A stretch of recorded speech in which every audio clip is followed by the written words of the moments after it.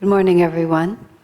Those of you who are regulars can perceive that our ranks have been decimated, not by disease or cataclysm, but by the fact that we are in competition with a big event at our community up in Nevada City.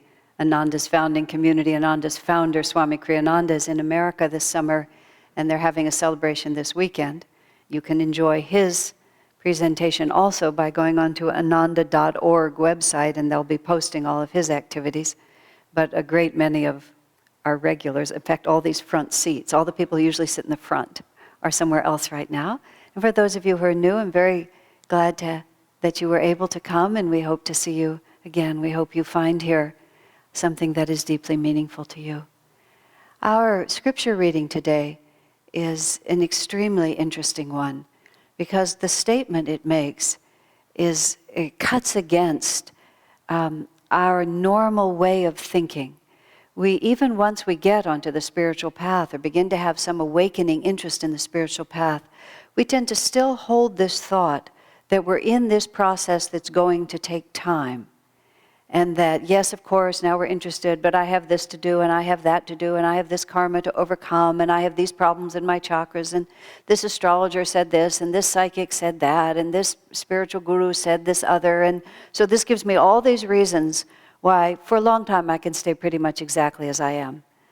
And that's the great sort of dilemma that we all face on the spiritual path, is just awakening out of what seems so obviously true. I'm sure all of you have had dream experiences where you get so vivid in the dream that when you wake up for a while, you're a little bit confused as to what actually happened, what happened when, and did I really have an experience there, and why am I feeling anxious? Oh, it was nothing but a dream.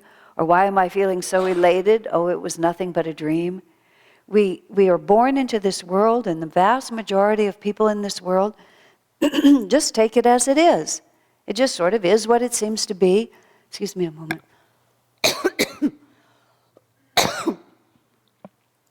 I've spoken in a book I wrote about Swami Kriyananda that my own childhood was such an interesting experience, this particular aspect. You know, I'm 60, almost 61 years old now, and you look back to being less than 10, and it was a long time ago.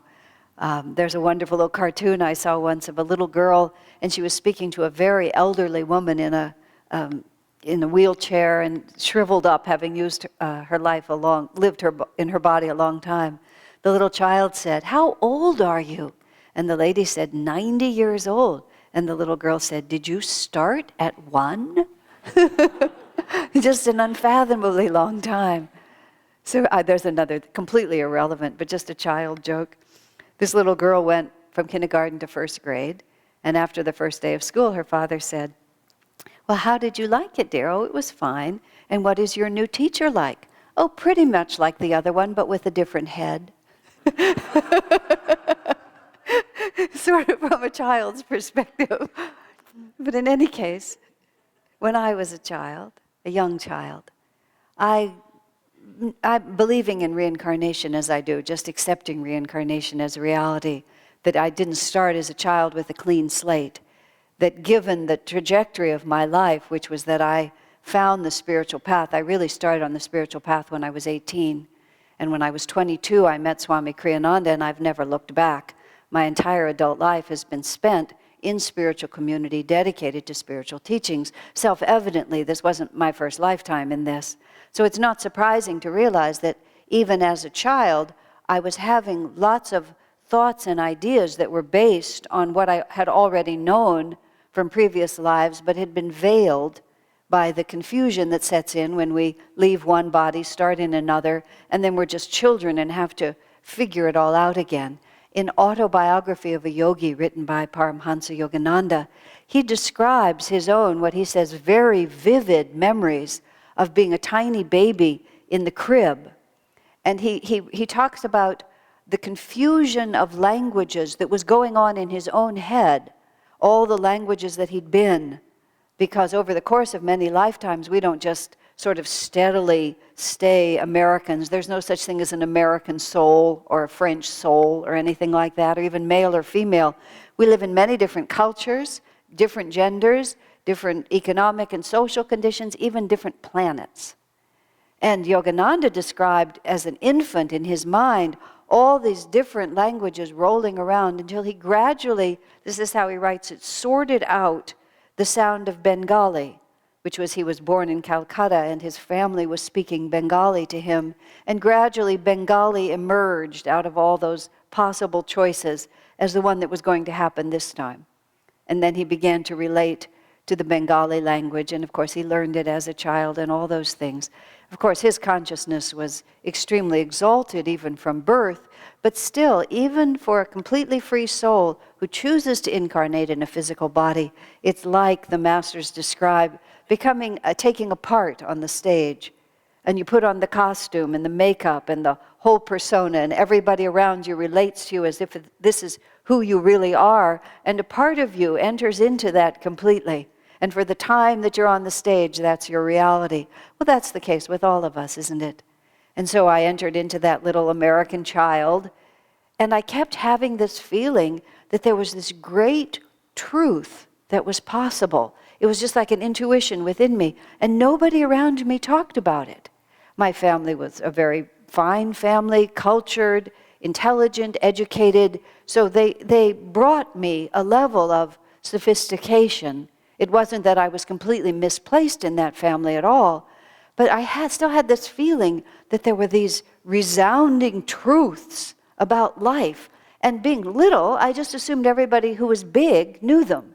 And what I actually worked out in my mind was that at a certain point, that this was kind of an elaborate practical joke, and that at a certain point they would all call me together and they would all say, well, ha ha ha, we were just playing at this extremely superficial definition of life, and now here's the truth, and now from here on we'll all just live it. It was extremely disconcerting to me as I became 10, 11, 12, 13, and I began to realize that they weren't faking, that this was really life as they perceived it and as they expected me to live it, which was the most horrifying aspect of all, that I was just supposed to just go on and grow up and do pretty much what they were doing. And I had within me this overwhelming desire, and now the word I would use now is bliss, desire for bliss. The desire I had I called happiness. But happiness to me, even in that age, didn't mean just, get everything lined up so it all agrees with my desires. Get my little dollies, get my, my bicycle, my little boyfriends, whatever it was, just get it all lined up and then I can just enjoy it like this. There was this urgent sense that all of this was quite ephemeral. And I could see all around me, even though, again, my childhood was perfectly happy, my family was very harmonious, but there was still this sort of, I could feel a threat behind it all. Isn't that a strange way to say it? The child's mind sometimes cuts to the chase a lot more. There was a threat behind it all that I could feel it wasn't what it seemed. And by the grace of God, when I was merely 18 years old, a friend of mine handed me very serious spiritual literature from Swami Vivekananda. And Vivekananda just said a few things. Essentially, he said, it is your inner consciousness. That's all you're ever experiencing. And your inner consciousness is completely within your control. And then he wrote out for me in this book, I say for me, because it felt like a personal gift. He wrote out for me 3 rules that I've never forgotten. The first was, true love casts out all fear. And that was actually, I learned later from the New Testament. I was raised Jewish, so I'd never seen the New Testament. That was a statement from the New Testament. The second was, what you do today creates tomorrow. And what you did yesterday is what creates today. And then the third was, don't think about yourself and you'll be happy.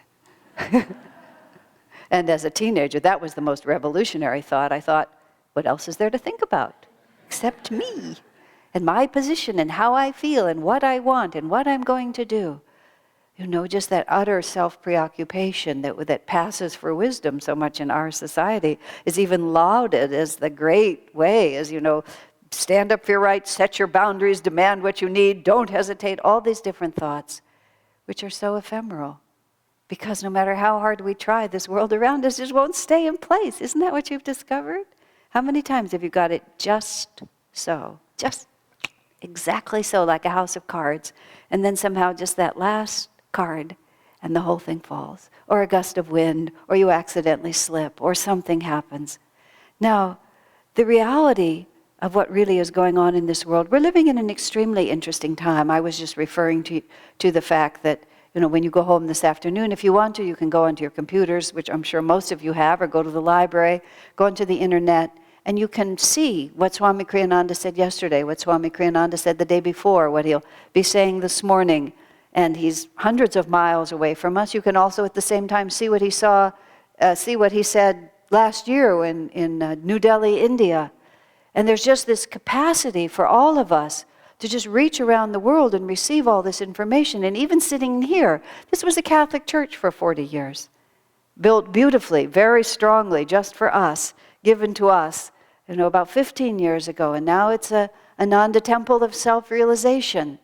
And even within the walls of this edifice, within the umbrella of this spiritual teaching, we have Jesus on the altar, we read from the New Testament, we talk about the Bhagavad Gita, we speak of Paramhansa Yogananda, sometimes we're talking about Moses, we're talking about Buddha, all these little categories of knowledge that used to just be little pockets, completely unrelated and inaccessible one from another. And one was a Buddhist, or a Hindu, or a Christian, or whatever we were, that was our complete self-definition.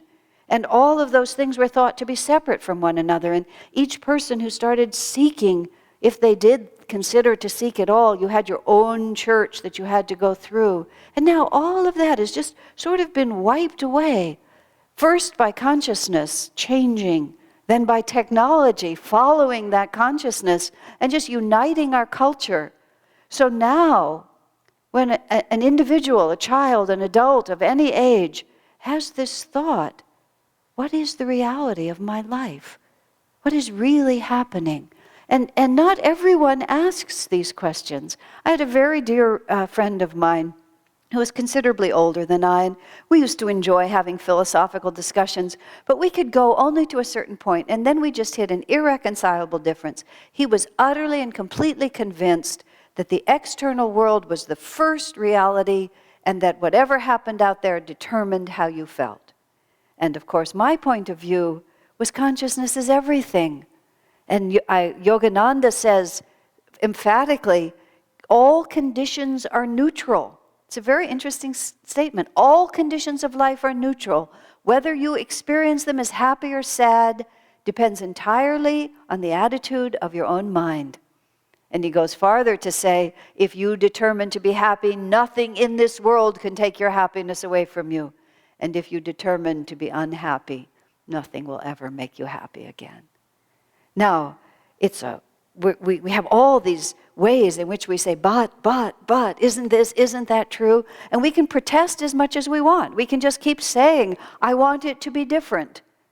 In the story that you'll hear in a few minutes in the Festival of Light, we have this allegory of this little bird who goes out on this great quest sent out by the divine creator.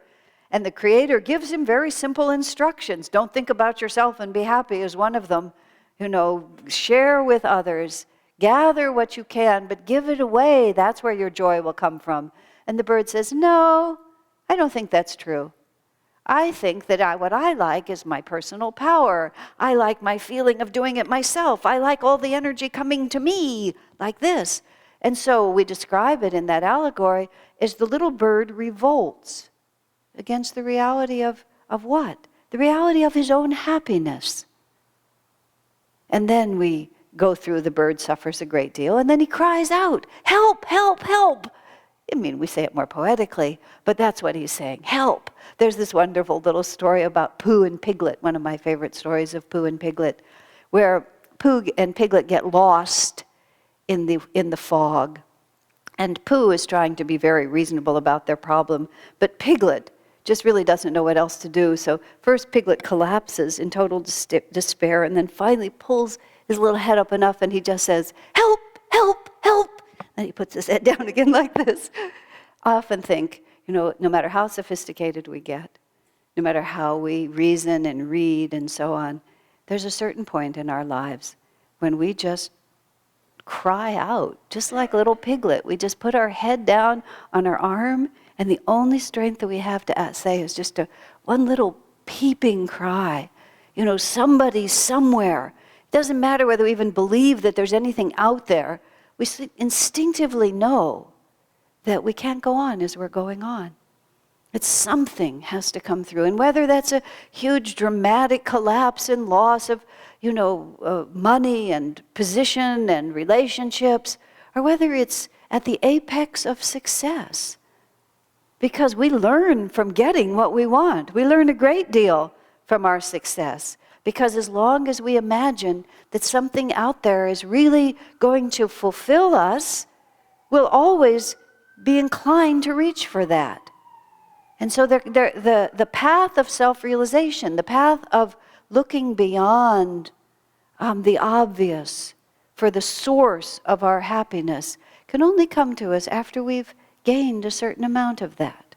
That's why a movement such as ours tends to sort of attract a certain level in society, because people who are literally physically hungry and striving even to exist, it's not time for them. That's a different reality for them. But those like the family I was born into, where there we are. We've sort of made ourselves comfortable. I always joke about Palo Alto. Palo Alto is absolutely perfect for self-realization. Palo Alto being the epitome of this whole area. I describe Palo Alto as highly educated, refined, cultured, financially well-off people making one last desperate effort to see if they can find satisfaction on the material plane. Absolutely anything you desire is available within 5 minutes of this place. Beautiful things, not just, junk, but just beautiful homes, beautiful art, beautiful food, beautiful, everything. Just to see if I really do it really well, will at the end of the day, there will still be this feeling inside myself. What about my consciousness? Now, in our scripture reading today, at the power of now, in essence, it's saying there's this statement in the Bible. Don't say that it's 4 months before I can harvest this field. Even now the fields are ripe for the harvest. And those who lift up their eyes and look to the field, you'll see that it's white with harvest. At the time that Jesus lived, he had to speak somewhat esoterically about these things. As you well know, his life ended rather badly, as it were, in terms of his offending the people who were in power. And he was pretty blunt about a lot of things. He called those people in power hypocrites and vipers and other rather uncomplimentary things. Even, he said, don't throw your pearls before swine. And I think we all know who he was talking about as the same people who finally turned on him and saw that his mission was ended. Of course, by ending his life in that way, it was exactly what the divine had intended, because that final demonstration of courage in the face of adversity and ultimately mastery even over death was a real attention getter, which was exactly what he was trying to do. Because there's so much in this world that hypnotizes us, that tells us, this particular time and place on this planet is just so obsessed with external security and looking beautiful and working hard and establishing yourself. It's better than just being lazy. It's better than not having the freedom to do that. But there's a great obsession with materialism here. And it's not bad, and I need to say that correctly, because it's dynamic, it's creative, it's giving us the tools that we can then apply more to our greater happiness. Without that capacity to concentrate and work hard and be creative and take chances and have courage and be generous, all the wonderful qualities of this whole valley, those are all fabulous qualities. It's just that we need to elevate just a little bit what it is we're trying to achieve. Even through all those methods, what we're trying to achieve, what every human being wants, is perfect happiness. Isn't that so? Reflect on every decision you've ever made in your life. good or bad. The kernel of it always was somehow that through this, I would find peace of mind, I would find joy, I would find love, all of which defines bliss, the state of bliss, in which everything, whatever it is, it all seems exactly as it was meant to be. Now Jesus tells us in the Bible, and the Bhagavad Gita emphasizes it, that which we seek is within our own consciousness and is already present. That's why we use the word realization. Realization is a marvelous word, because to realize something has nothing to do with either developing or creating it. When you realize something, it just was there, and you weren't conscious of it, and then we become conscious of it. The word self-realization, self with a capital S, thine own self. Who am I in truth? We define ourselves by all these things that we identify with. Our height, our weight, our age, our gender, our culture, our past experiences. I speak of my childhood and my parents. These are all the things that we think of when we say I. But underneath all of that, the animating force, that which gives us life at all, whatever it is that exits and just leaves this body here. I don't know how many of you have ever had the opportunity to be with someone when they made their transition out of this body.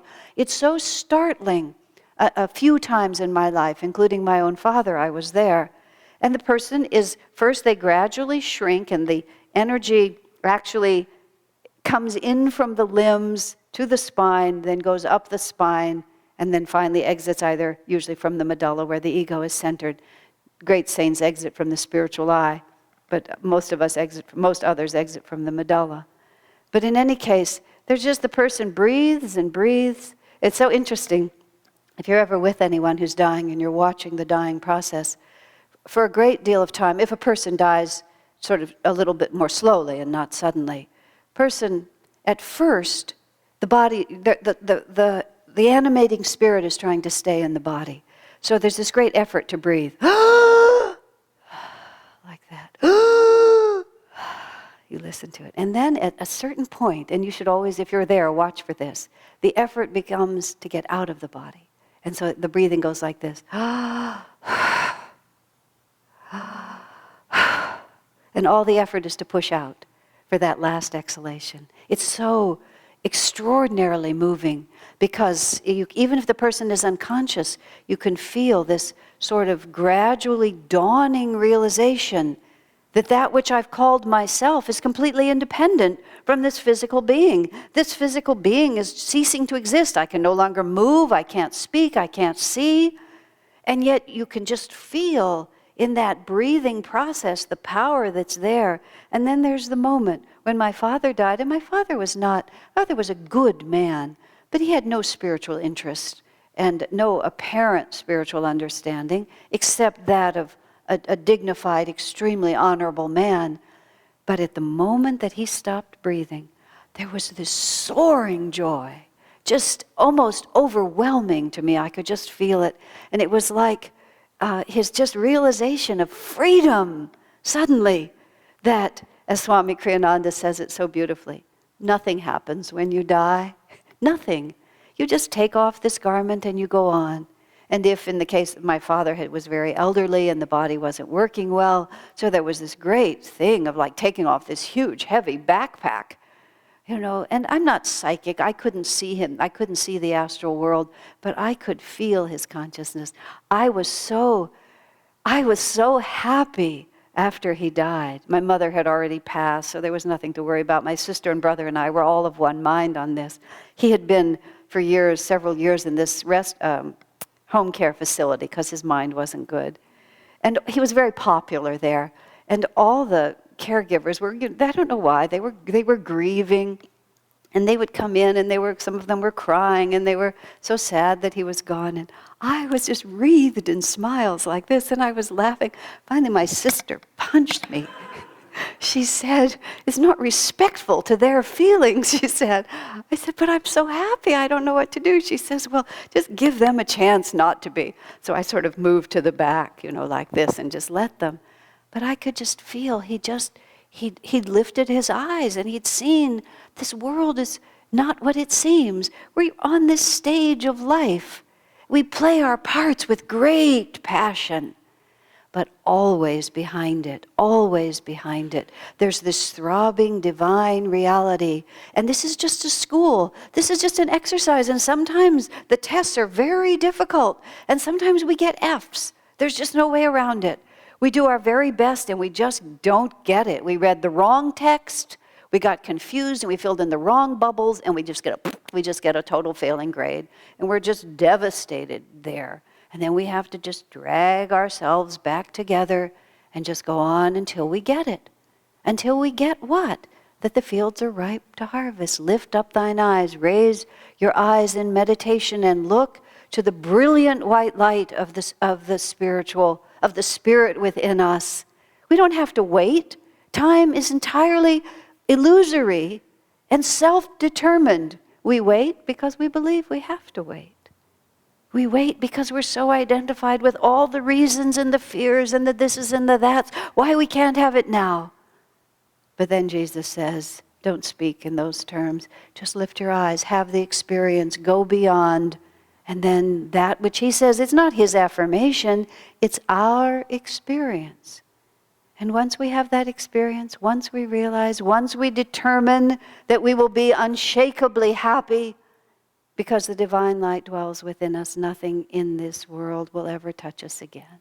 We may act our parts then with such power. Who is the greatest actor? The one who's completely free in the part. I play a man, I play a woman, young, old, what difference does it make? This is just the divine play. The divine actor has put me out here, but always I know where my home is. My home is with the infinite bliss. Bless you.